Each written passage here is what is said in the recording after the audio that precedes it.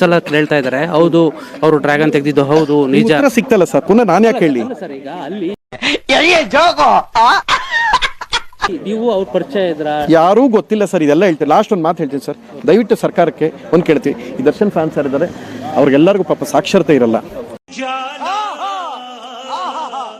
ಅನ್ಎಜುಕೇಟೆಡ್ಗಳಾಗಿರ್ತಾರೆ. ಅವ್ರಿಗೆ ಸರ್ಕಾರ ಅನ್ನಭಾಗ್ಯ ಕ್ಷೀರಭಾಗ್ಯ ಥರ ಸಾಕ್ಷರತಾ ಭಾಗ್ಯ ಕೊಟ್ಟು 1,000 ರೂಪಾಯಿ ಕೊಟ್ಟು ಇದನ್ನು ಮಾಡಿಸಿ ಎಲ್ಲರಿಗೂ 1,000 ರೂಪಾಯಿ ಕೊಡಿ. ಕೆಟ್ಟ ಮಾತು ಬೈಕೊಂಡು ಕೂತಿರ್ತಾರೆ. ಅಟ್ಲೀಸ್ಟ್ ಇವರು ನೆಮ್ಮದಿಯಾಗಿ ಒಳ್ಳೆ ಕೆಲಸ ಮಾಡ್ಕೊಂಡು ಕೂತ್ಕೊಂಡ್ರೆ ಪ್ರಥಮ ಬಾಡಿಗೆ ಕಟ್ಟಿದ್ನೋ, ಇನ್ನೊಂದು ಕಡೆ ಇದ್ನೋ, ಇನ್ನೊಂದು ಮಾಡಿದ್ನೋ. ಸರ್ ನಾನು 100 ಜನರ ಜೊತೆ ಹೋದ್ರೆ ನಾನು answerable for my wife sir.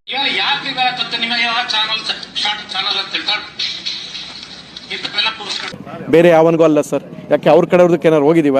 ಬಾಯಿ ಮುಚ್ಕೊಂಡಿರ್ಬೇಕು ಸರ್, ಯಾವನೇ ಆದ್ರೂ ಅಷ್ಟೇ ಮುಚ್ಕೊಂಡಿರ್ಬೇಕು. ಇದನ್ನು ಹೇಳ್ತಾ ಇದೀವಿ ಸರ್. ಇವತ್ತು ಬೇರೆ ಥರ ಇರುತ್ತೆ ಇವತ್ತಿಂದ ಸರ್. ನಾನು ಇದ್ರ ಹಿಂದೆ ನಂಗೇನು ಗೊತ್ತಾ, ಇಂಥದ್ದೆಲ್ಲ ಗಲಾಟೆ ನಡೀತಾ ಇದರಿಂದ ಬೇರೆಯವರು ಇದ್ದಾರೆ.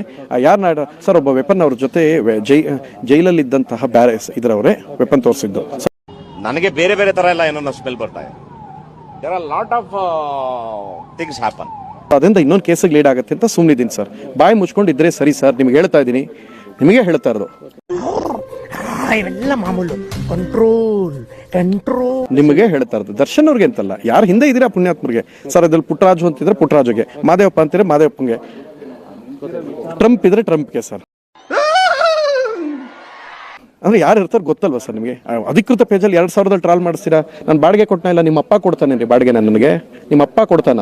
ಮುಚ್ಕೊಂಡು ಎಷ್ಟಲ್ಲಿ ಇರ್ಬೇಕು ಅಷ್ಟಲ್ಲಿ ಇರ್ಬೇಕು. ಇವೆಲ್ಲ ಮಾತು ಕೇಳ್ಬೇಕನ್ನ ಇದೊಂದು ಜನ್ಮ ಏನ್ರಿ ನಿಮ್ದು? ನಾನು ಈಗಲೇ ಹೇಳ್ಬಿಡ್ತೀನಣ್ಣ, ನನ್ನಂತ ಕಚಡ ನನ್ನ ಮಗ ಇನ್ನೊಬ್ಬನ ಹುಡ್ಕಕ್ಕಾಗಲ್ಲಣ್ಣ ಯಾರನ್ನು.